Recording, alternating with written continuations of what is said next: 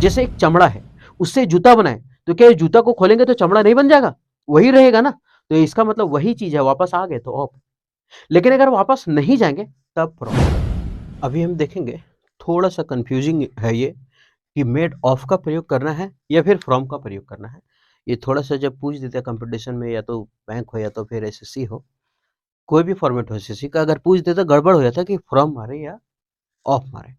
तो आज हम ऐसा बताएँगे कि आप कभी भूलेंगे नहीं कि ऑफ लगाना है या फ्रॉम लगाना है।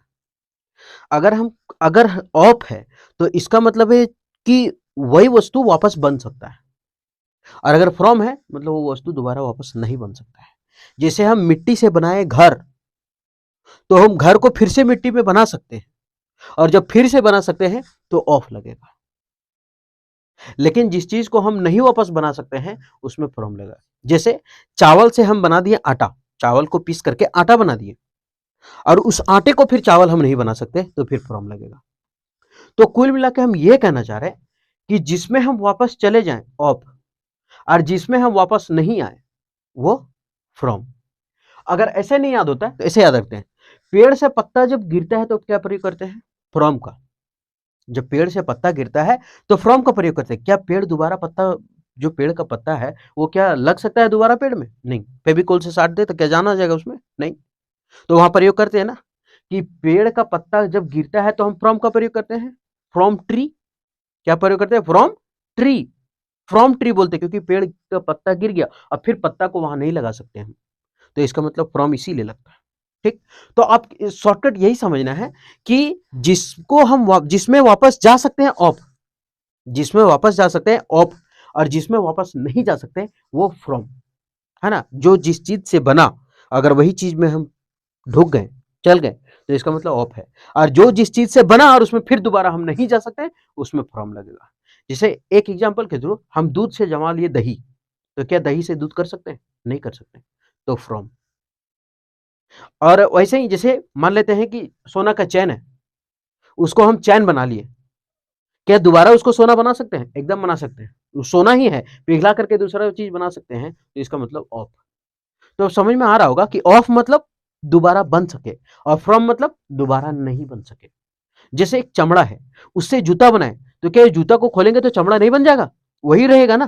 तो इसका मतलब वही चीज है, वापस आ गए तो ऑफ। लेकिन अगर वापस नहीं जाएंगे तब फ्रॉम। ठीक है। जैसे गेहूं से बना दिए हम क्या, गेहूं से बना दिए हम रोटी, गेहूं पिसा करके रोटी बना दी, क्या रोटी से गेहूं आ सकते हैं? नहीं बना सकते। और जब रोटी से गेहूं नहीं बनेगा, और जब नहीं बनेगा तो क्या लगेगा? फ्रॉम। और जब बन जाएगा तो क्या लगेगा? ऑफ। अब उम्मीद करते हैं कि ये समझ में आया होगा। और अब ये जो है ना, मेड फ्रॉम देन लिखा ले तो इसका मतलब कि मेड फ्रॉम, और मेड ऑफ देन लिखा ले तो ये नहीं कि मेड ऑफ होगा। अब ये क्वेश्चन पढ़िए और देखिए कि क्या हम उससे दोबारा वापस आ सकते हैं क्या? अगर वापस आए तो सीधे छोटा चलेंगे, और वापस नहीं आए तो फिर फ्रॉम।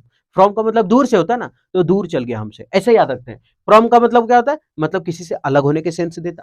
तो ऐसे याद रखें कि जो चीज अलग हो गया, दूध से दही बन गया तो अलग हो गया, और अलग हो गया तो फिर आएगा नहीं, तो फिर फ्रॉम, और अगर आ गया तब ऑफ। ठीक। अब भर के देखते हैं। जैसे टेबल इज मेड, जो टेबल है वो बना है, किससे बना है? लकड़ी से बना है।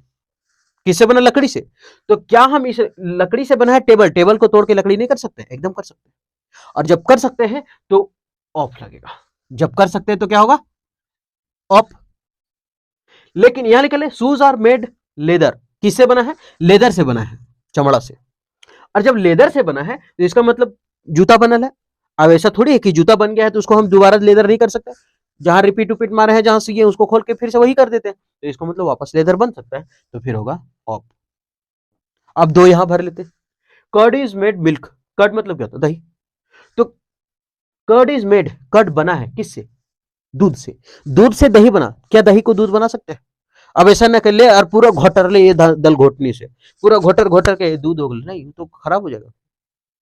तो दही से बना है, सॉरी, दूध से बना दही, तो हम दही से दूध नहीं बना सकते, और जब नहीं बना सकते तो हमसे दूर हो गया, और जब दूर हो गया तो हमसे दूर चला गया, तो इसका मतलब क्या होगा?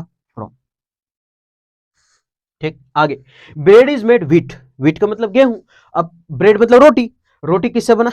गेहूं से। अगर हम एक बार रोटी बना दी तो क्या उसको गेहूं बना सकते हैं? नहीं बना सकते। छोटा छोटा तोड़ के रोदम सुखा देंगे, धूप में सुखा देते हैं, बनेगा ऐसा? नहीं बनेगा, रोद में सुखाने के बाद नहीं बनेगा। तो कुछ भी कर ले, कुल मिला के इतना जानते हैं कि ब्रेड दोबारा गेहूं नहीं बन सकता है, और जब नहीं बन सकता तो इससे हमसे दूर चला गया गेहूं, और जब दूर चला गया तो इसका मतलब क्या होगा, फ्रॉम होगा, दोबारा आ ही नहीं सकते। अब यहाँ तो भरते, the bottle is made plastic. अब बोतल जो है वो प्लास्टिक से बना है, बोतल प्लास्टिक से बना है। अब उस प्लास्टिक से बना है बोतल, अब बोतल को फाड़ चीर के फिर से प्लास्टिक फैक्ट्री में ले जाता है, फिर से प्लास्टिक बना देता है उसको, तभी बोतला वाले बिजली चलता है कि फिर से प्लास्टिक बनता है उसका। तो इसका मतलब दोबारा प्लास्टिक में आ जाता है, जब दोबारा आ गया तो क्या होगा, ऑफ। और the bangles is made gold, मतलब बैंगल मतलब चूड़ियां, चूड़ी। तो अब ये जो चूड़ी है वो किससे बना, सोना से। तो क्या चूड़ी को हम सोना में नहीं ढाल सकते, ढाल सकते हैं। उसको फिर से गला देंगे, दोबारा चीज बना लेंगे, चैन बना लेंगे, चैन को फिर गला लेंगे, नाक का सामान यहाँ पहनने वाला बना लेंगे, कान का पहनने वाला बना लेंगे, हाथ में पहनने वाला बना लेंगे। तो इसका मतलब है कि जो भी चीज सोना का बना है वो दोबारा तो बन ही सकता है पिघला करके, और जब दोबारा वापस आए, उफ, फिर आ गया ये ऑफ। जब दोबारा आ जाता है ऐसे याद रखते हैं, कोई भी चीज अगर दोबारा आ जाता है तो लगता है ऑफ, आ गया ऑफ। ऑफ बोलते ना, उफ बोलते, लेकिन ऑफ पढ़। जैसे कोई मेहमान है, एक बार गया, चल यार जान बच लो, फिर दोबारा ऑफ, फिर आ गया ये, तो ऑफ फिर आ गया। तो ऑफ फिर आ गया मतलब ऑफ मतलब फिर से दोबारा आ जाएगा, बन जाएगा, और फ्रॉम मतलब नहीं आएगा। चीज इज मेड मिल्क, दूध से बनता है ना चीज, तो क्या चीज से दूध बना सकते हैं, नहीं बना सकते, तो फिर क्या होगा, फ्रॉम। तो यहाँ क्या है, book is made paper, book is made, अच्छा थोड़ा सा मिस्टेक हो गई, लिखने में मिस्टेक हुई, समझ आते हैं। यहाँ बुक ना होकर के करते हैं पेपर, और ये पेपर की जगह करते हैं वुड, तब सही होगा। अच्छा वुड्स ना करें, ठीक है, क्योंकि वुड्स का मतलब होता है जंगल। तो paper is made would, paper किससे बना, लकड़ी से बना। तो क्या लकड़ी से बना पेपर, पेपर से दोबारा लकड़ी बना सकते, नहीं। और जब नहीं बना सकते, दूर हो गया हमसे लकड़ी, मेरा लकड़ी दूर हो गया, तो फिर क्या हो जाएगा, फ्रॉम। क्या हो जाएगा, फ्रॉम। ठीक है, तो ये था, ये थोड़ा सा मिस्टेक हो गया था लिखने में, तो ये होगा। ठीक, तो उम्मीद करते हैं कि ये मेड ऑफ और मेड फ्रॉम यानी ऑफ और फ्रॉम कभी भी अब दिक्कत नहीं होगा कि ऑफ भरना है या फ्रॉम भरना है।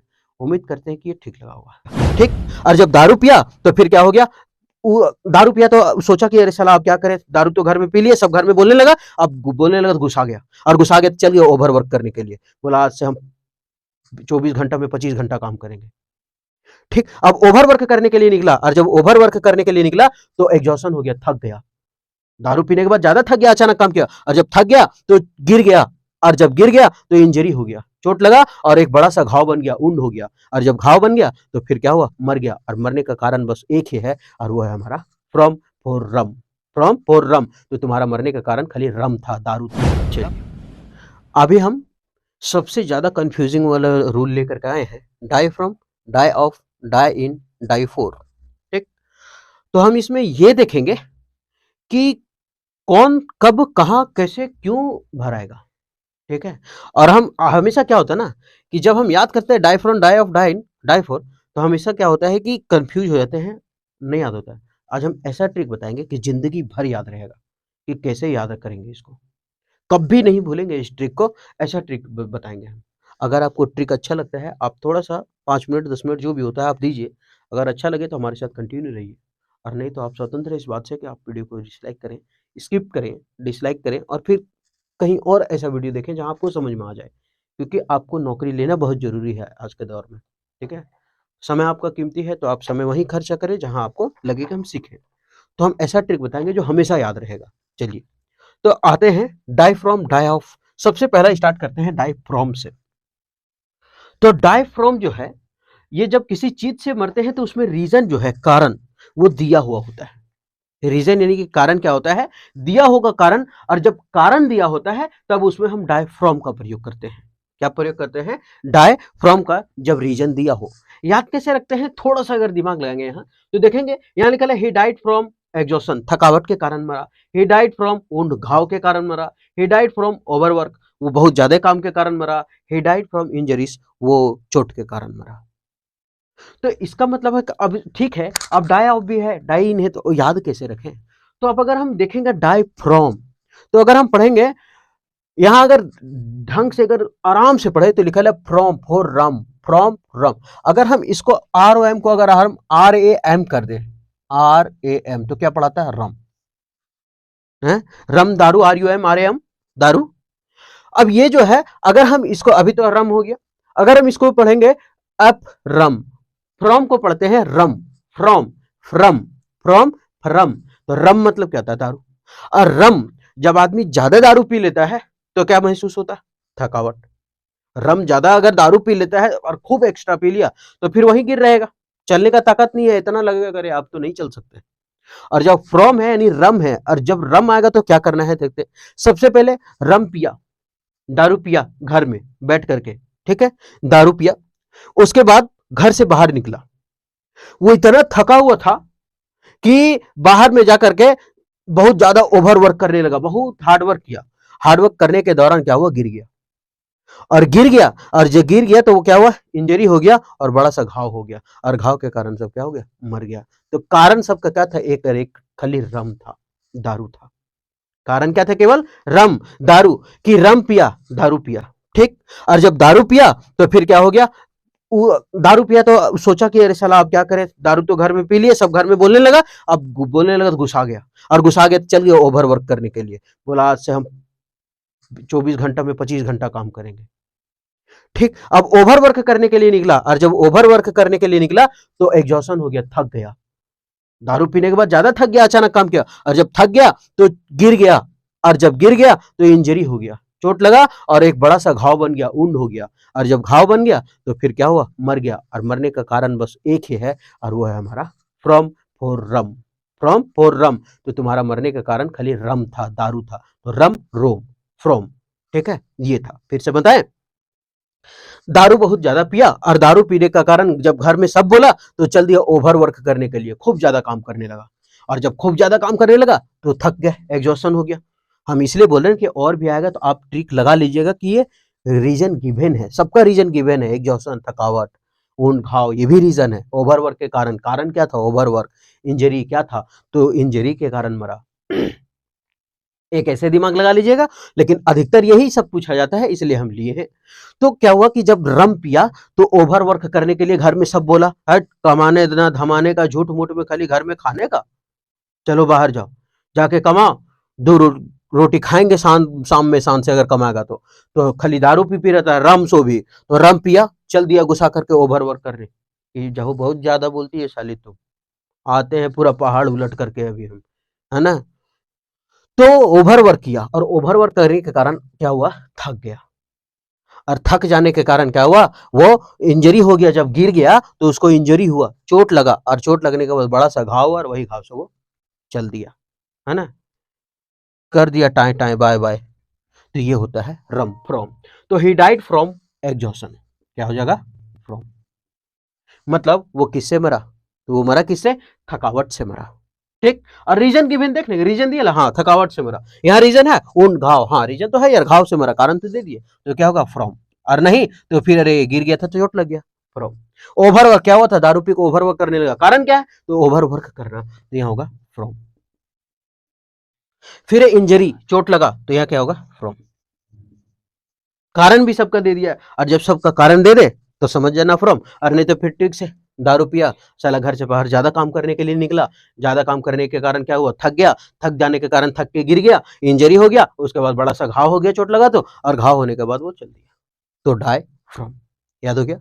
अब है डाई ऑफ। डाई ऑफ, अब याद रखेंगे, या तो कोई बीमारी से मरना, या फिर हंगर से मरना, इसको बोलते हैं डाई ऑफ।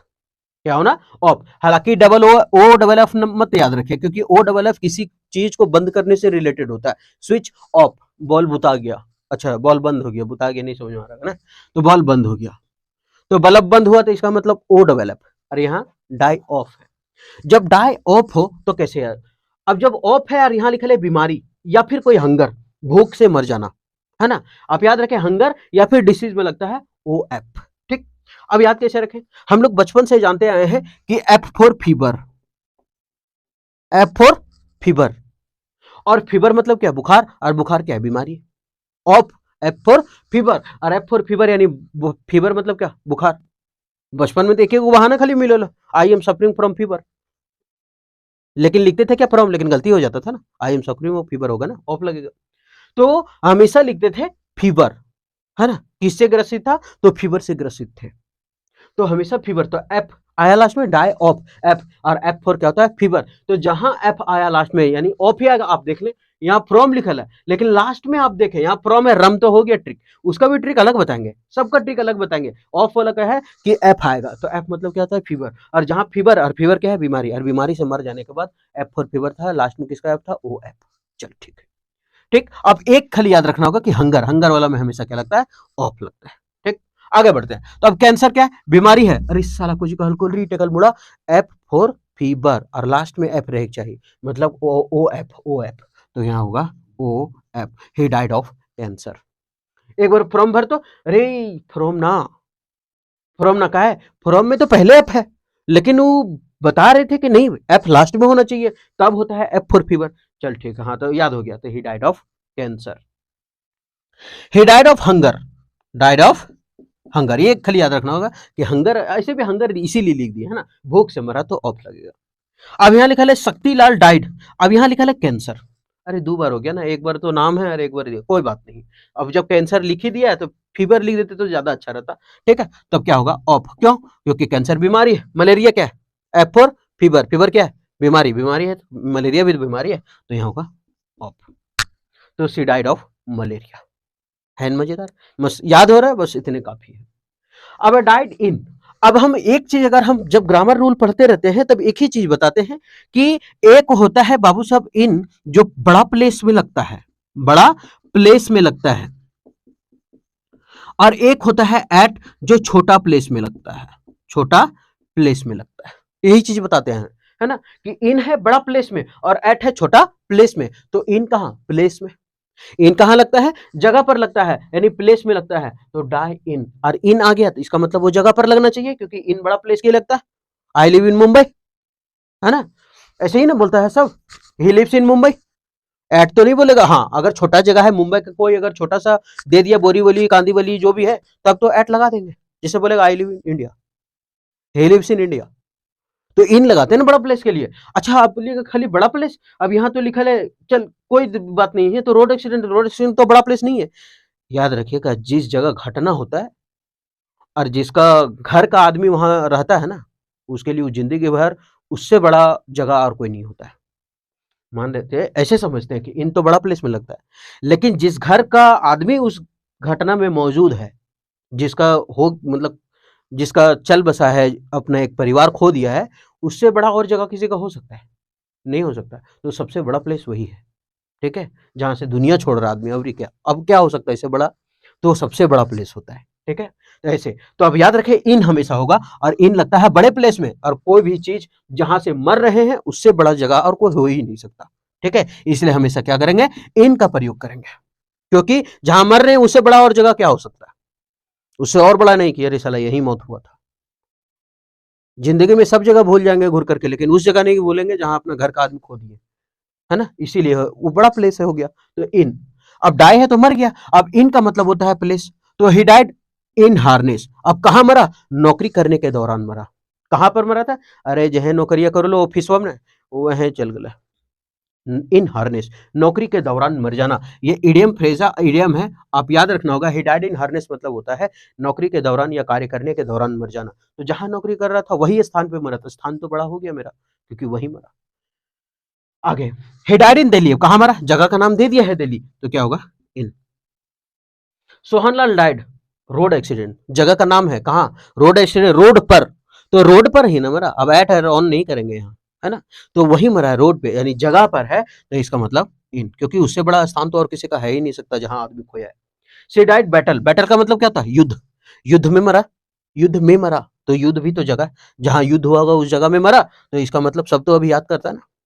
कलिंग का युद्ध जो हुआ, सब अपना याद कर रहा होगा कि मेरा बेटा गया, मेरा जवान पति गया, किसी का जवान बेटा गया, सबका तो गया, तो उससे बड़ा प्लेस और क्या हो सकता है, तो हो गया इन।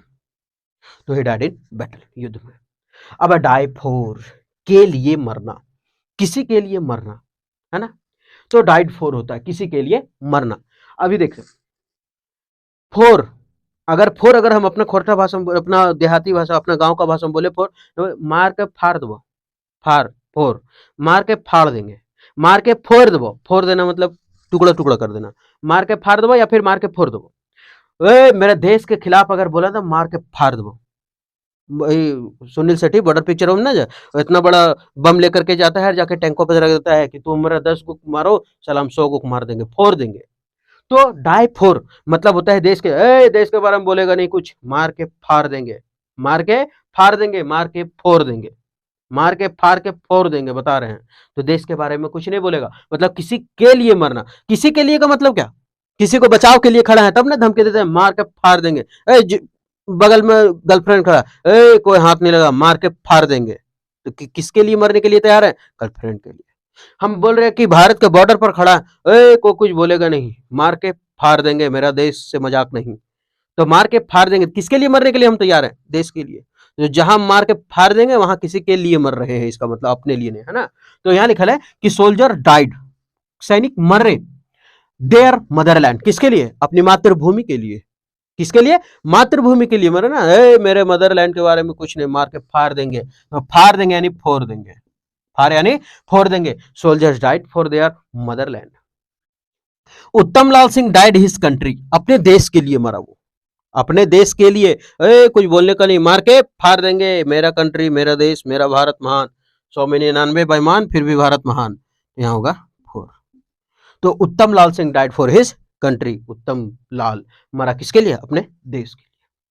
तो अच्छा, एक तो है। अब अगर एक थोड़ा सा अलग हट करके, अगर कोई लापरवाही से मरे, अगर कोई लापरवाही से मरे,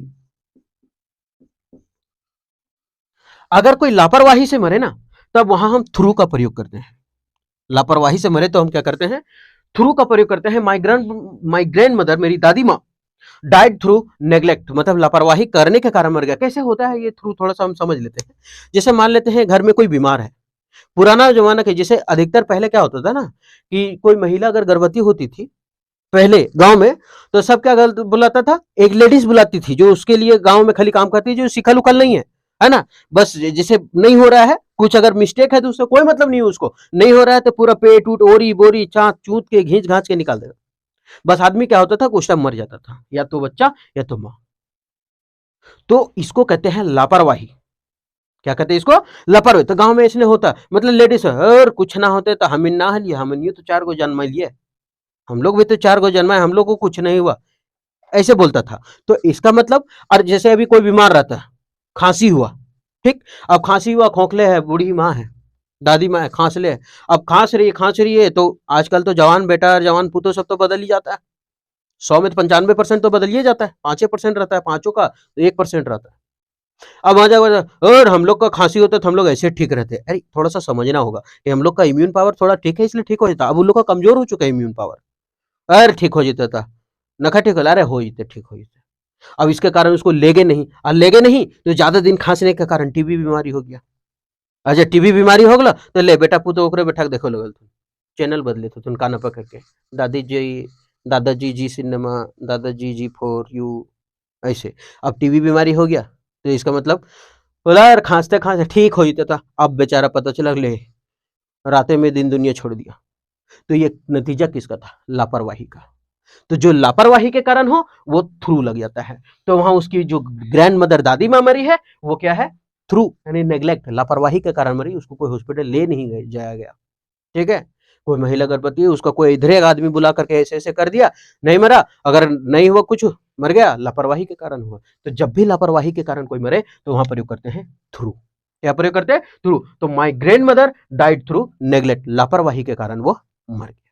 उम्मीद करते हैं कि ये जो वीडियो है अच्छा लगा होगा। ये जो वर्ड आज के बाद डाई फ्रॉम, डाई ऑफ और डाई इन और डाई फॉर, आज के बाद से हमको लगता है कि कंफ्यूजन नहीं होगा।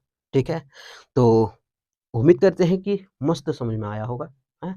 और इतना देखने के बावजूद अगर लगे कि साला कुछ नहीं समझ में आया, तो आप स्वतंत्र हैं, आपके पास सब कुछ है। यहाँ लिखा है आई एम क्वाइट हैप्पी, मतलब हम पूरी तरह से क्या है?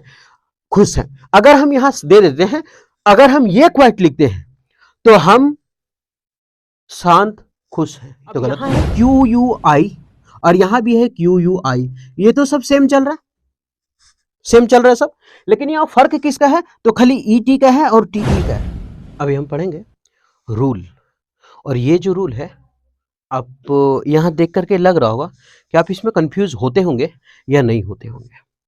तो रूल क्या है? Quite, quiet and quite, quite, quietly. अब ये समझ में नहीं आता है कि साला सबका स्पेलिंग में थोड़ा थोड़ा मीनिंग का अंतर है, थोड़ा थोड़ा अंतर है मीनिंग में। क्या थोड़ा थोड़ा अंतर है? कि क्वाइट पूरी तरह से या काफी हद तक, क्विटेंट का मतलब होता है शांत करना किसी को, और क्विट का मतलब होता है छोड़ देना। क्वाइट का मतलब होता है शांत, और क्वाइटली का मतलब होता है चुपचाप, चुपचाप। अब सवाल यहाँ फंसता है कि हम याद कैसे रखें यार, सबका मीनिंग सब साला क्वाइट, क्विट, क्विटेंट, क्वाइट, क्वाइट, सबका मीनिंग अलग अलग। तो हम क्या करेंगे, इसको बहुत ही अच्छा ट्रिक से याद करेंगे, और ये ऐसा ट्रिक बताएंगे कि आज के बाद से फिर भूलेंगे नहीं क्वाइट का। और भी हम ट्रिक ट्रिक डाल रहे हैं, तो अगर आपको लगे कि हाँ ये बेहतर है तो आप देख लें हम वीडियो। ठीक, तो हम पढ़ते हैं आगे कि क्या है ये। सबसे पहले ट्रिक बताते हैं याद कैसे रखा जाएगा। अभी भरने वाला पर भरा हुआ जो है वो मत ध्यान दीजिएगा कि क्यों भरे हैं, अभी ये ध्यान दीजिए कि आखिर क्यों भराया है और काहे हुआ है ऐसा। ठीक, तो हम क्या करते हैं कि इस चीज को पहले बताते हैं ट्रिक से, उसके बाद सब अपने समझ में आ जाएगा। ठीक, हम क्या बोले, पहले शांत रहना है, पहले शांत रहे, बाद में पूरा तरह से समझ में आ जाएगा। ये ट्रिक है, फिर से सुनिएगा। पहले शांत रहे, बाद में पूरा समझ में आ जाएगा। पहले शांत रहे, बाद में पूरा समझ में आ जाएगा। तो हम एक स्पेलिंग यहां पर लिख रहे हैं क्विट, क्वाइट, और एक स्पेलिंग यहां ये लिख रहे हैं क्वाइट, दोनों से पूरा बन जाएगा। हम बोले कि पहले शांत रहे, फिर पूरा समझ में आ जाएगा। तो पहले शांत रहे, तो जिसमें पहले ई आया है उसका मतलब होता है शांत रहना।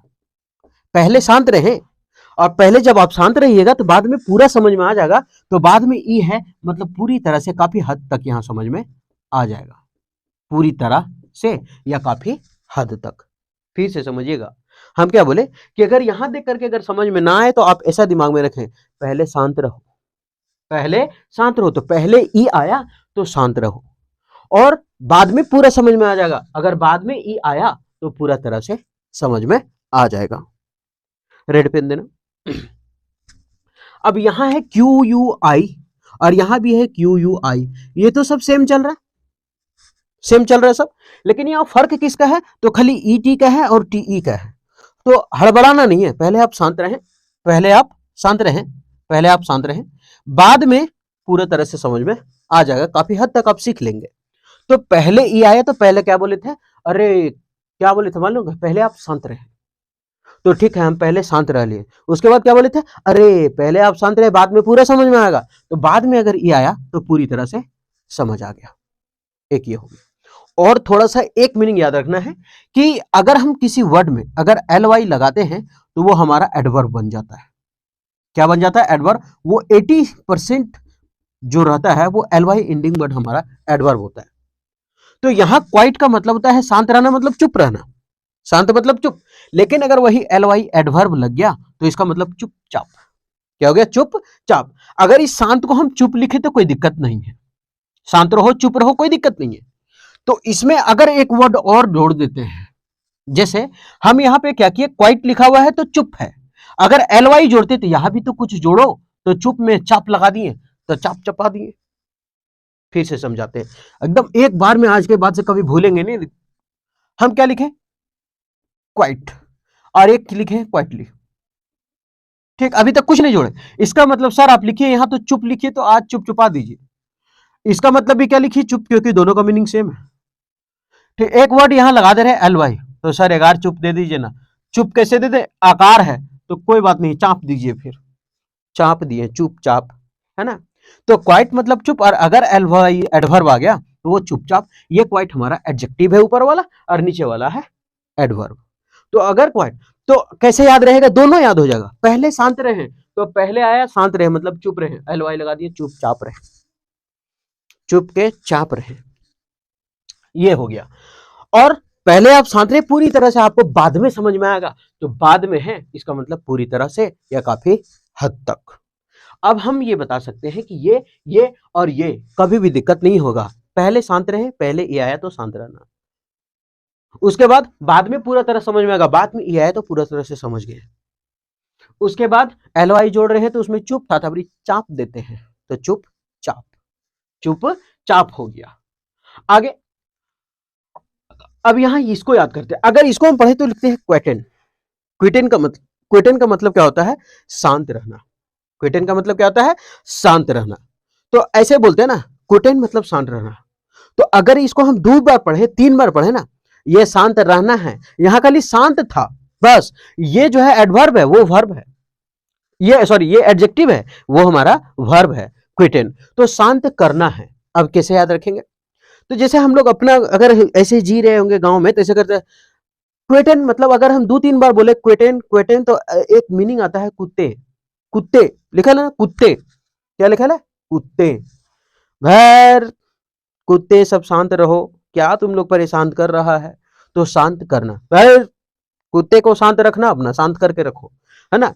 तो शांत करना, क्विटेन कुत्ते, क्विटेन। या फिर ऐसे याद रखते हैं कि कीटेन होता है, कीटेन भी होता है, नहीं तो फिर कुत्ते ही सही याद रखते ना, क्विटेन कुत्ते, क्विटेन कुत्ते।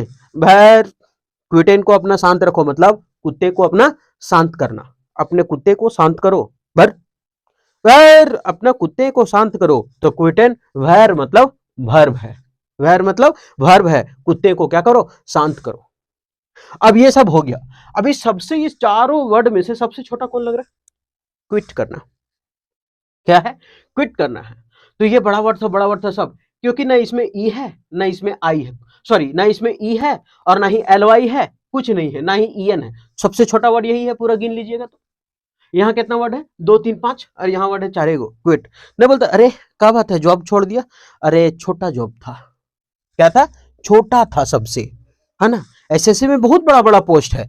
क्या बड़ा बड़ा पोस्ट है? Excise inspector, GST inspector, auditor, है ना, टीए, ये पीए, ऐसे। तो क्या किया? और बहुत छोटा जॉब था, छोड़ दिए। बहुत छोटा था, छोड़ दिए। बहुत छोटा था, छोड़ दिए। छोटा था इसलिए छोड़ दिए, तो क्वाइट छोटा है, तो क्या हुआ? छोड़ दिए।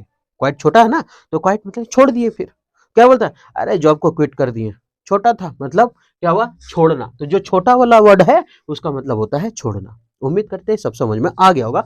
अब भर लेंगे बहुत आसान से, ठीक? हमेशा तो स्पेलिंग क्यू यू आई छोड़ना नहीं है, Q U I Q I Q I सब में है, Q I Q I Q I Q U I Q U I. बस खाली टी और ई और टी का खेल है। पहले शांत रहो, पहले ई आएगा, बाद में सब समझ में आएगा, बाद में ई रहेगा। पूरा समझ में आ गया? एल वाई लगा, चुप को चाप दिए तो चुपचाप हो गया। उसके बाद कुत्ते को शांत करना अपना, फिर कुत्ते को अपना शांत कर, तो शांत करना मतलब क्विटेन, क्विटेन मतलब शांत करना। भर के देखते हैं। अब तो भरा हुआ, अब आराम से समझ में आ जाएगा। I am happy, I am, अब यहां लिखा है आई एम क्वाइट हैप्पी, मतलब हम पूरी तरह से क्या है? खुश हैं। अगर हम यहां दे देते हैं, अगर हम ये क्वाइट लिखते हैं तो हम शांत खुश हैं, तो गलत हो जाता। तो हम पूरी तरह से खुश हैं, और पूरी तरह से खुश हो कब? पहले शांत रहो, बाद में पूरी तरह समझ में आ गया, तो बाद में ई आना चाहिए, बाद में ई है। हाँ, तो अब ये सही हो गया। You are quite right, you are quite right, but you have missed some point. तुम बिल्कुल काफी हद तक भी होता है इसका मतलब, काफी हद तक तुम पूरी तरह से सही हो, लेकिन कुछ कुछ पॉइंट तुम्हारा क्या था? मिस्टेक था। तो पूरी तरह से काफी हद तक तुम सही है, मतलब पूरी तरह से तुम सही है, लेकिन थोड़ा सा पॉइंट मिस्टेक है। मतलब पहले क्या था? ई। अरे पहले शांत रहो, बाद में पूरा तरह समझ में आ गया, तो बाद में ई आना चाहिए, बाद में ई आया, तब पूरी तरह से वो कंफर्म है, काफी हद तक वो सही है।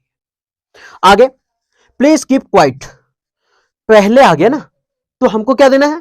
हम क्या बोलते हैं? Keep quiet. यहां शांत रहने वाला का मीनिंग चाहिए, कृपया शांत रहे, तो बोलते हैं पहले शांत रहो। तो पहले ये आया तो शांत रह गए, तो प्लीज कीप क्वाइट, पहले शांत रहो।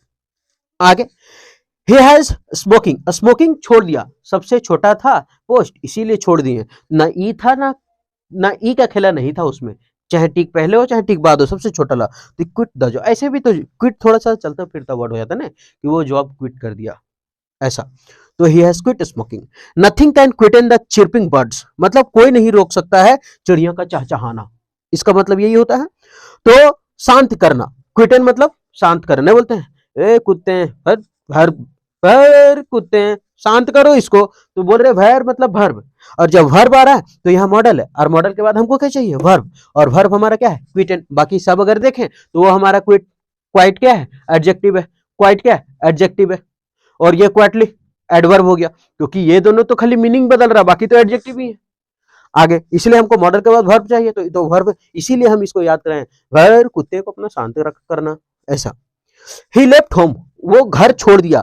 कैसे घर छोड़ दिया, चुपचाप निकल लिया। तो क्वाइट मतलब क्या था, पहले चुप रहो, पहले ई आया, पहले चुप रहो, बाद में चाप देना एलवाई लगा करके, तो चुप चाप। आगे, he should keep quiet in the hospital, ही चुपचाप रहना चाहिए, कहां पर, हॉस्पिटल में। तो पहले शांत रहो, तो शांत रहेगा कहां, हॉस्पिटल में। आगे, वेन ही फेल्ट इल, जब वो बीमार हुआ, ही क्विट ड्रिंकिंग, वो ड्रिंकिंग करना क्या किया, छोड़ दिया।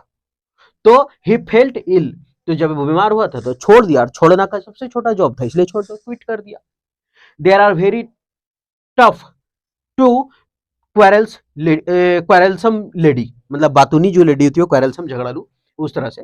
तो there are very tough to quieten, मतलब शांत करना बहुत मुश्किल है। टू है क्या है, टू अपने साथ इन्फिनेटिव लेता है, वर्ब का पहला फॉर्म लेता है ना, तो हम क्या लेते, भैर अपने कुत्ते को शांत करना थोड़ा सा, तो क्विटेन कुत्ते, तो टू के बाद वर्ब बनाता है।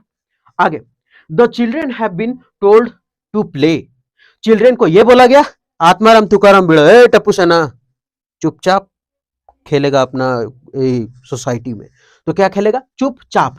तो यहाँ क्या, एडवर्ब चाहिए, तो चुपचाप का मीनिंग चाहिए quietly, to play quietly, adverb. क्यों, क्योंकि एडवर्ब किसको क्वालिफाई करता है, वर्ब को। हम बोले टू के बाद ये वर्ब है, तो टू के बाद ये भी तो वर्ब वन है, और वर्ब है तो फिर एडवर्ब क्वालिफाई करने के लिए आ गया है, तो ऐसा है। तो हम उम्मीद करते हैं कि आज के बाद से ये क्वाइट, क्विटेन, क्वाइटली, क्वेटेन, क्विट कभी नहीं समझ, मतलब कभी भी नहीं भूलिएगा कि ये होता क्या है। पहले चुप रहना, बाद में पूरा समझ में आ जाएगा। तो पहले चुप है तो चुप है, एलवाई लगा दिए तो चाप दिए, चाप चुपचाप हो गया। कुत्ते, वैर कुत्ते को शांत करना थोड़ा, तो वर्ब हो गया क्विटेन। उसके बाद छोटा सा क्विट था, छोड़ दिए, कोई दिक्कत नहीं है। पहले शांत रहो, पूरी तरह समझ में आ गया था हमको, क्योंकि बाद में समझ में आया तो बाद में ई हो गया, खाली ई के तो खेला था। तो उम्मीद करते हैं एक पूरा का पूरा बहुत अच्छे से आपको समझ में आ गया होगा। इसका प्रयोग होगा, नहीं तो नहीं होगा, क्योंकि ये अकेले आने का इसका औकात ही नहीं है कि हम अकेले बैठ जाएंगे जाकर के। वर्ब वन अकेले आ जाएगा, बैठ जाएगा, वर्ब टू अकेले आ जाएगा, बैठ जाएगा, लेकिन वर्ब फोर जिंदगी में अकेले नहीं है। अभी हम पढ़ेंगे रूल, और ये रूल जो है यूज टू, और एक है यूज टू और जिरंड। अच्छा, जिरंड का मतलब अगर ना समझ में आए तो वर्ब का I N G, I N G. तो अभी ये दोनों में अंतर क्या होता है थोड़ा समझते हैं।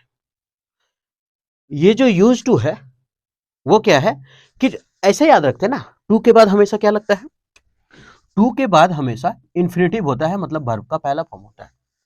टू के बाद हमेशा क्या होता है, इन्फिनेटिव, यानी वर्ब का पहला फॉर्म होता है। तो याद रखना है कि टू के बाद वर्ब का पहला फॉर्म होगा। लेकिन फिर अगर हम सोचे कि साला टू के बाद वर्ब वन है, तो अगर हम इस रूल से अगर इस रूल में जाते हैं तो टू के बाद फिर आईएनजी आ जाता है, तो फिर ये कैसा होता है। आप एक बहुत अच्छा से आज के बाद से तकलीफ नहीं होगा इस रूल में। आप याद रखिए कि एक होता है वर्ब का चौथा फॉर्म और एक होता है वर्ब का तीसरा फॉर्म। एक होता है वर्ब का चौथा फॉर्म, एक होता है वर्ब का तीसरा फॉर्म। लेकिन हम यहाँ तीसरा फॉर्म का बात ना करके हम वर्ब का चौथा फॉर्म आईएनजी फॉर्म का बात करेंगे। क्या कि ये और ये दोनों, दोनों का दोनों नामर्द है, दोनों का दोनों नामर्द है। अब नामर्द क्यों है बताते हैं, क्योंकि इसमें इतना औकात है ही नहीं कि ये बिना लिंकिंग वर्ब का आ जाए, बिना लिंकिंग वर्ब का ये आएगा ही नहीं, और ये भी नामर्द है और इसमें भी इतना औकात नहीं है कि बिना लिंकिंग वर्ब का आ जाए। मतलब कुल मिला के ये छोटा बच्चा है जो बचपन में जिद नहीं करता है, हाँ मुझे वो मम्मी, हाँ मुझे वो, एक ऐसा बच्चा जिदिया निकलता है, मम्मी के बिना रहेगा ही नहीं, वो वैसा है वर्ब फोर और वर्ब थ्री। डर लगता है इन लोग को, है ना, अकेले कभी रहेगा नहीं। तो लिंकिंग वर्ब होगा कौन, तो बी का सभ्य फॉर्म लिंकिंग वर्ब होता है, और भी है लिंकिंग वर्ब, हैव भी है, हैज भी है, हैड भी है, ये भी है। लेकिन बी का अगर सब रूप देखें, जैसे बी का कौन कौन रूप है, तो बी का रूप है, बी फोर का होता है बाप, बाबूजी। और बी फोर बाप का कै गो बेटा है, तो इसका 7 गो बेटा है। एक इज है, एक एम है, एक आर है, एक वाज है, एक वर है, और कौन कौन है, एक बीन है, एक बीइंग है, और एक खुद भी है, तो 8 को हुआ, 1 2 3 4 5 6 7 और एक खुद 8। तो मतलब इस सभी के साथ लिंकिंग वर्ब है, और इस सब के साथ अगर वर्ब का चौथा फॉर्म है, मतलब इसके बाद चौथा फॉर्म आएगा ही आएगा। लेकिन अगर वर्ब का तीसरा फॉर्म आता है तो फिर वो सेंटेंस पैसिव में चल जाता है। लेकिन इसका बात हम रूल में नहीं करने वाले इसका, लेकिन हम बता रहे कि वर्ब 3 भी कभी भी अकेले नहीं आता है। वर्ब 3 एच के साथ आता है। एच का मतलब होता है हैव, एच का मतलब होता है हैज, एच का मतलब होता है हैड। ये 3 चीज होता है, ठीक। और क्या, तो अगर इन सभी के साथ अगर आए तो ठीक है, वर्ब 3 है तो वो एक्टिव में है। लेकिन अगर ये सभी के साथ आया, बप्पा वाला ग्रुप के साथ अगर आया तो वो पैसिव में चला जाएगा। लेकिन वर्ब 3 जैसे बीन है ना, तो बीन है तो वर्ब 3 आया तो इसका मतलब पैसिव में है। लेकिन अगर वर्ब 4 आया इसके बाद तो समझ जाना वो सेंटेंस किसमें, एक्टिव में है। इसमें एक्टिव में है। तो ये दोनों नामर्दों के साथ हमेशा कोई ना कोई वर्ब आएगा तभी वर्ब 4 लगेगा, नहीं तो नहीं लगेगा। अब वर्ब 3 का थोड़ा सा कहानी हम मिटा देते हैं, इसका इतिहास अभी हम बाद में दोहराएंगे। अभी हम पढ़ते हैं खाली वर्ब 4 का इतिहास। हम क्या बोले, ये नामर्द है, अकेले कभी नहीं आएगा, इसके साथ कोई ना कोई वर्ब चाहिए, इसीलिए यहाँ पे लिखा हुआ है वर्ब। कोई ना कोई वर्ब चाहिए तभी यहाँ आईएनजी का प्रयोग होगा, और नहीं तो नहीं होगा, क्योंकि ये अकेले आने का इसका औकात ही नहीं है कि हम अकेले बैठ जाएंगे जाकर के। वर्ब 1 अकेले आ जाएगा, बैठ जाएगा। वर्ब 2 अकेले आ जाएगा, बैठ जाएगा। लेकिन वर्ब 4 जिंदगी में अकेले नहीं आएगा। वर्ब 5 भी अकेले बैठ जाएगा, लेकिन बिना लिंकिंग वर्ब का वर्ब 4 कभी नहीं बैठेगा। तो अब वर्ब 4 कभी बिना लिंकिंग वर्ब का नहीं बैठेगा, वर्ब 1 बैठ जाएगा, वर्ब 2 भी बैठ जाएगा, लेकिन वर्ब 4 और वर्ब 3 कभी नहीं बैठता, तो वर्ब 4 कभी नहीं बैठेगा। अब यहां से समझते हैं कि वर्ब 4 कभी भी बिना लिंकिंग वर्ब का आता नहीं, और जब बिना लिंकिंग वर्ब का आता नहीं तो फिर आगे समझ लेते हैं कैसे आएगा। अगर वर्ब का प्रयोग है तो आगे आईएनजी देना है। अब यहां अगर हम देखें लिंकिंग वर्ब, हम बी का सब रूप लिखे थे, आई यूज्ड, ये वर्ब है, लिंकिंग वर्ब नहीं है, मेन वर्ब है, ठीक। तो यहां देखते हैं आई यूज्ड। अब यहां is, am, are, was, were, been कुछ है नहीं है, इसका मतलब टू का वर्ब 1 अकेले आ सकता है, टू के साथ इंफिनिटिव है। लेकिन यहां देखेंगे इज, एम, आर में है, हाँ इज है, लिंकिंग वर्ब है, इसका मतलब आईएनजी आएगा, तो यहां लिखा है आई एन जी, ठीक। एक ऐसे समझते और एक नहीं तो ऐसे समझते। अगर यूज टू अगर वर्ब 1 है तो इसका मतलब ये पास्ट रूटीन दिखाता है, और ये सिर्फ पास्ट में होगा। ये कहां होगा, केवल और केवल पास्ट में होगा। ये पास्ट रूटीन दर्शाएगा, ये हमेशा पास्ट का बात करेगा। लेकिन ये आदत को दर्शाता है, ये किसी भी टेंस में हो सकता है, चाहे अभी का, चाहे बाद का, चाहे फ्यूचर का, कभी भी, है ना। ये किसी भी टेंस में होगा, लेकिन ये केवल और केवल पास्ट में रहेगा। ये केवल और केवल पास्ट में रहेगा, और वो किसी भी टेंस को दर्शाएगा, ठीक। आगे तो ये केवल पास्ट में रहेगा। अब समझ में आ गया होगा कि आईएनजी का अकेले आने का औकात नहीं है। बी का कोई भी फॉर्म, ई कोई भी form, is, am, are, was, were, been कुछ भी रहे तो आईएनजी लगाना पड़ेगा। अब हम डरेंगे नहीं, देखते कैसे करेंगे। हम क्या बोले, डरना नहीं है। सबसे पहले देखना है कि linking verb is, am, are है कि नहीं। इज, एम, आर है, आईएनजी लग जाएगा टू के बाद हो, क्योंकि आईएनजी लगेगा, क्योंकि जितना भी लिंकिंग वर्ब है सब आईएनजी लेता है। एक्टिव वॉइस में जितना लिंकिंग वर्ब सबके साथ आईएनजी चाहिए। अब यहां लिखते हैं I use to buy some fruits in that shop, मतलब हम इस शॉप से, इस दुकान से हम फ्रूट खरीदा, फल खरीदा करते थे। तो ये हुआ पास्ट का कहानी, आई यूज टू। अगर हम लिखते हैं, अगर आई एम कर देते तो एम लिंकिंग वर्ब होता, तो फिर यहां क्या करते हैं, आई यूज टू बाइंग करना पड़ता है। तो उसी तरह से अगर यहां चले तो she is getting use to living in the big city. She is getting use to living in the big city, वो बड़े सिटी में अब क्या है, रहने की आदत हो रहा है, उसका रहने का आदत हो रहा है। तो यहां क्या है, इज लिंकिंग वर्ब है, और इज, एम, आर के बाद आईएनजी चाहिए, इसलिए यहां टू प्लस वर्ब का चौथा फॉर्म आईएनजी है। तो she is getting use to living, ठीक। हमेशा यही देखना है, जब भी यूज टू का प्रयोग हो, सबसे सस्ता ट्रिक, जब भी यूज टू का प्रयोग हो तो उसके पहले देखना है। जब भी यूज टू का पहले प्रयोग हो तो उसके पहले देखो कि क्या प्रयोग है। अगर इसके पहले कोई लिंकिंग वर्ब बी का जितना भी form is, am, are, was, were, ये सब का प्रयोग है तो समझ जाना है आगे आईएनजी लगेगा। कोई भी लिंकिंग वर्ब, हैव, हैज, ये सब रहेगा, है ना। यहाँ वर्ब लिखा है खाली, तो कोई भी हैव, हैज अगर रहे, कोई भी वर्ब रहे तो आईएनजी। तो इसके पहले देखना कि क्या वर्ब का प्रयोग है, हाँ वर्ब का प्रयोग है, और जब वर्ब का प्रयोग है तो आईएनजी लगेगा। और फिर अगर यूज टू के पहले देखे कोई वर्ब है नहीं है, सीधे सीधे सब्जेक्ट है, तो फिर वर्ब का पहला फॉर्म लगेगा, और यहां लगेगा वर्ब का चौथा फॉर्म। फिर आगे यूज टू देखते हैं, यूज टू के पहले कुछ प्रयोग है वर्ब का नहीं है, सीधा सब्जेक्ट है, तो यहां लगेगा वर्ब का पहला फॉर्म। लेकिन यहां अगर यूज टू देखें तो क्या वर्ब प्रयोग हुआ है? हाँ हुआ है। और जब हुआ है तो फिर आगे आईएनजी चाहिए। अब यूज्ड टू को सीधा देखेंगे, क्या वर्ब का प्रयोग हुआ है? नहीं हुआ है कोई भी वर्ब, तो इसका मतलब वर्ब का पहला फॉर्म होगा। अगर हम यूज्ड टू यहां देखें तो क्या वर्ब का प्रयोग है? हाँ है, इज है ना, तो इसका मतलब आईएनजी लगेगा। उसी तरह से अगर नीचे चले तो यूज्ड टू है, क्या यूज्ड टू के पहले वर्ब का प्रयोग है? नहीं है, सीधा सब्जेक्ट है, तो इसका मतलब यहां है यूज्ड टू, और यूज्ड टू के पहले क्या है? वर्ब का प्रयोग है तो वाज, तो इसका मतलब आईएनजी लगेगा। अगर ये तो खत्म हो गया, अब यहां लिखा है यूज्ड टू के पहले क्या लगा? वर्ब, हाँ लगा हुआ है, तो इसका मतलब फिर आईएनजी का प्रयोग होगा। जिरंड का मतलब आईएनजी। ठीक है, तो ये उम्मीद करते हैं कि आज के बाद से कंफ्यूजन नहीं होगा इसमें कि साला यूज्ड टू के बाद आईएनजी लगाएं कि यूज्ड टू के बाद वर्ब का पहला फॉर्म लगाएं। ठीक, क्यों? क्योंकि सबसे आसान है, यूज्ड टू के पहले अगर वर्ब दे दिया ना आईएनजी धोंक देंगे, लेकिन यूज्ड टू के पहले अगर कुछ नहीं है ना तो कुछ नहीं देंगे, सीधे सीधे वर्ब का पहला फॉर्म बैठा देंगे, सिंपल है। ठीक, तो उम्मीद करते हैं कि ये दोनों आज के बाद से गड़बड़ नहीं होगा और आसान लग रहा होगा। ठीक है, तो उम्मीद करते हैं कि समझ में आएगा। और रिमेंबर प्लस आईएनजी अगर आया, जिरंड आया, तो समझना काम पास्ट का। जैसे I remember fighting with you, हमको याद है हम तुमसे लड़े थे। चलिए अभी पढ़ेंगे रूल। ये रूल जो है वो बड़ा इंपॉर्टेंट है ना, एसएससी के नजरिए से चाहे बैंक के नजरिए से बड़ा इंपॉर्टेंट है। हर बार कंफ्यूज होते हैं कि रिमेंबर के बाद सब कहता है कि आईएनजी लगेगा, फिर कहीं कहीं देख लेते हैं कि रिमेंबर के बाद टू लिखल है, फिर वर्ब वन लिखल है, इन्फिनेटिव लिखल है, साला कंफ्यूज हो जाते हैं कि है क्या। ये दोनों है, अब दोनों प्रयोग कब होगा, कहाँ होगा, कैसे होगा, पता नहीं चलता है। तो हम क्या करते हैं ना, आज इसको शमशान घाट भेज ही देते हैं। रिमेंबर प्लस जिरेंट, यानी कि जिरेंट का मतलब होता है वर्ब का चौथा फॉर्म, वर्ब का फोर्थ फॉर्म, इसको बोलते हैं जिरेंट, है ना। तो जिसमें आईएनजी है वो हमारा जिरेंट है ना। आप याद रखें कि जिसमें आईएनजी है वो हमारा जिरेंट है। तो आज इसको अर्थी पर भेज ही देते हैं बढ़िया सर, है ना, हमेशा के लिए दिमाग में एकदम डाल ही देते हैं इसको कि कैसे क्या होता है। एक है रिमेंबर प्लस जिरेंट और एक है remember plus two plus verb one. आप याद रखें, जब हम आईएनजी कहेंगे, रिमेंबर के बाद अगर आईएनजी लगाएंगे तो समझना ये है कि हम कोई पास्ट के घटना को याद कर रहे हैं, कोई पास्ट के घटना को याद कर रहे हैं। और अगर हम टू के बाद वर्बन लगा दिए, रिमेंबर के बाद अगर टू आ गया और वर्बन लगा दिए, तो समझ जाना है भविष्य में कुछ याद करने के लिए कह रहे हैं किसी को।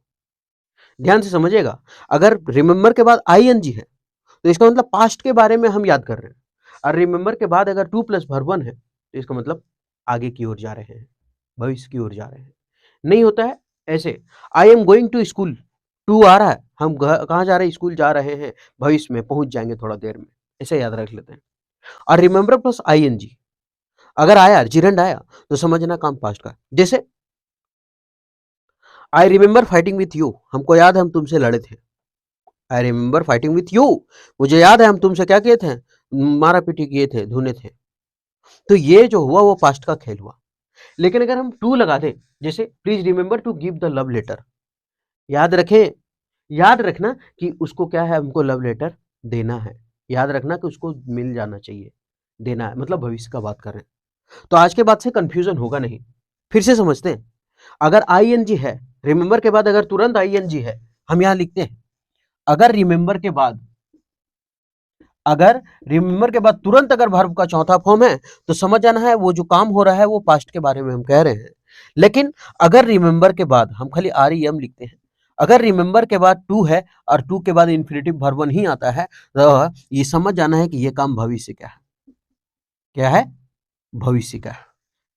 ठीक है, नहीं याद होता ना, अभी याद हो जाएगा, तुरंत याद होगा। यहाँ लिखा है रिमेंबर प्लस वर्ब फोर, एक को याद करेंगे ना तो दोनों याद हो जाएगा, या तो इसको या तो इसको, इसको याद कर लिए तो अपने पता चलेगा। Remember plus two plus verb one नहीं बोलता है, ऐसे याद रहेगा। टू को अगर हम पढ़े तो लिखते हैं तू, तू, तुम, मतलब तू होता ना, तू बहुत आगे जाएगा बाबू, भविष्य का बता रहे, कोई भी पाणे बाबा सब यही तो भविष्यवाणी करता है, तू बहुत आगे जाएगा, तो बहुत आगे जाएगा, तो जिसमें टू वो बहुत आगे जाएगा मतलब भविष्य में जाएगा, तो बहुत आगे जाएगा टू, तो वो भविष्य में जाएगा, तो रिमेंबर प्लस अगर टू आया और वर्बन तो इसका मतलब भविष्य की कहानी है, और जो छूट गया वो पास्ट की कहानी है। ठीक है, तो यहां समझते हैं, I remember going to my village when I was kid, मुझे याद है, मुझे याद है to my village when I was a kid, जब हम बच्चा थे तो हम क्या थे, I remember going to my village, हम अपना गांव गए थे। हमको याद है कि जब हम बच्चा थे तब हम क्या गांव गए थे। अब यहां लिखा हुआ है रिमेंबर प्लस आईएनजी, रिमेंबर और उसके बाद आईएनजी जीरंड है गोइंग, इसका मतलब ये कहानी जो है वो पास्ट का है क्योंकि टू नहीं है। हाँ, ये टू मत देखिएगा, रिमेंबर के तुरंत बाद टू देखना है। रिमेंबर के बाद तुरंत टू रहेगा क्योंकि याद रखिए रिमेंबर के बाद टू है तो तू आगे जाएगा, रिमेंबर के बाद टू है तो तुम आगे जाएगा, तू आगे जाएगा मतलब भविष्य का बात कर रहे हैं। तो यहाँ टू नहीं है मतलब आगे नहीं जाएगा, पाछे आएगा। तो I remember going to my village, तो रिमेंबर के बाद भर का चौथा फॉर्म है, तब ये होगा to my village when I was kid, जब हम बच्चा थे तो फिर क्या किए, तो वहां गए थे विलेज। आगे देखते हैं, I remember watching this film before, मुझे याद है कि इस फिल्म को हम पहले देखे हैं, मुझे याद है इस फिल्म को हम कभी देखे हैं। यह अंडरलाइन हम कर दिए हैं, यहां भरना था लेकिन हम भर दिए हैं, ठीक है। उसके बाद I remember travelling with you in, मतलब मुझे याद है कि हम तुम्हारे साथ किया करते हैं। कुछ जगह का नाम लिख देते हैं, ज्यादा अच्छा रहेगा, हजारीबाग, है ना। तो I remember travelling with you in Hazaribagh, मुझे याद है कि हम हजारीबाग, या फिर कुछ भी लिख दो, हजारीबाग, मुंबई, मनाली, जो लिखना है। तो मुझे याद है कि हम तुम्हारे साथ हजारीबाग का यात्रा किए हैं। लेकिन अगर यही चीज में अगर आई एन जी हट करके अगर टू आ जाता तब क्या होता, तब यही होता कि वो सवाल भविष्य का होता। क्या होता, भविष्य का। अगर हम बोले please remember to give the love letter to my girlfriend, please remember, याद रखना कृपया, क्या रखना याद, कि to keep the love letter, ये हमारी मोहब्बत भरी दास्तान उसको सुनाना, किसको, हमारी गर्लफ्रेंड को दे देना, ठीक है। ये यू रिमेंबर, जहां टू आया तू भविष्य में जाएगा। यहाँ किसको लव लेटर देने बोल रहा है, तो लव लेटर देने बोल रहा है गर्लफ्रेंड को, अच्छा अंडरलाइन हो जाएगा ना, लव लेटर किसको देने बोल रहा है, गर्लफ्रेंड को, तो टू भविष्य में, तू भविष्य में भीतरे जाएगा, भेज किसको रहा है, लव लेटर गर्लफ्रेंड को। तो हो गया, you remember to arrive here on time, याद है ना तुम्हें यहाँ समय पर पहुंचना है, तो याद रखें तुम्हें समय पर पहुंचना है, तो यू रिमेंबर टू अराइव। आगे, please remember to do your homework on time, याद रखें कि तुमको होमवर्क समय पर करना है। तो रिमेंबर टू डू मतलब याद रखें समय पर करना है, भविष्य का बात कर रहे हैं तो इसलिए रिमेंबर टू डू। आगे, please remember to feed milk to baby, याद रखें बच्चे को दूध पिलाना है, तो प्लीज रिमेंबर, कृपया पिला देना, याद रखना, पिलाने के लिए भूलना मत, ऐसा। तो जब भी हम भविष्य का बात कर रहे थे तो तू आगे जा रहा है, तू आगे बढ़ रहा है, तो तू आ रहा था। और अगर हम पिछले का बात कर रहे हैं यानी कि पास्ट का बात कर रहे थे तो हम जा रहे थे आईएनजी में। तो अब तो याद हो गया होगा कि रिमेंबर के साथ अगर आईएनजी लगा तो हम पास्ट का बात करेंगे, और रिमेंबर के साथ अगर टू लगा है तो हम भविष्य का बात करेंगे, तू आगे जाएगा, तो आगे जाएगा। अब यही चीज को हम क्या करेंगे, अब इसको मिटा देते हैं, ठीक। अब बोलेंगे अब भरो, क्या भरना है, आई रिमेंबर टू या फिर आई रिमेंबर। तो फिर याद रखना होगा कि टू माई विलेज यहाँ लिखा है पास्ट का कहानी का, आई वाज किड जब हम बच्चा थे, इसका मतलब क्या हो जाएगा, यहाँ फिर आईएनजी लगेगा, तो I remember going, I remember going, ठीक। कैसे, तो यहाँ पास्ट से पता चला, हाँ सेंटेंस से पता चल जाएगा कि वो पास्ट में है या नहीं है। अब बिफोर है पहले तो ये पास्ट का बता दिया इसलिए आईएनजी है, यहाँ भी बिफोर है पास्ट तो ये आईएनजी लग गया, ठीक है। अब मुझे याद, आई रिमेंबर ट्रेवलिंग विथ इन हजारीबाग, मुझे याद है तुम्हारे साथ हजारीबाग का हम यात्रा किए थे। अगर हम यहाँ टू दे देना, I remember to, I remember to travel, मुझे याद है तुम्हारे साथ जाना है, ध्यान से समझिएगा। यहाँ अगर I remember travelling with you in Hazaribagh तो मुझे याद है, अगर रिमेंबर प्लस आईएनजी लग गया तो मतलब पास्ट का बता रहा है कि मुझे याद है हजारीबाग का यात्रा तुम्हारे साथ गए थे। लेकिन अगर हम रिमेंबर के बाद टू लगाते हैं, रिमेंबर टू ट्रेवल करते हैं, तो मुझे याद है तुम्हारे साथ हजारीबाग जाना है, ऐसा होगा, ठीक है। तो ये था रिमेंबर प्लस जीरन और रिमेंबर प्लस टू जीरन मतलब आईएनजी, आप समझे, ठीक है। तो उम्मीद करते हैं कि ये रिमेंबर वाला कहानी आप कभी नहीं भूलेंगे कि रिमेंबर के बाद आईएनजी लगाएं या रिमेंबर के बाद टू प्लस वर्ब वन लगाएं, ठीक है। तो उम्मीद करते हैं कि ये ठीक लगा होगा, अब कंफ्यूजन नहीं रहा होगा कि कैसे क्या करना है, ठीक है। फिर मिलते हैं नेक्स्ट वीडियो में।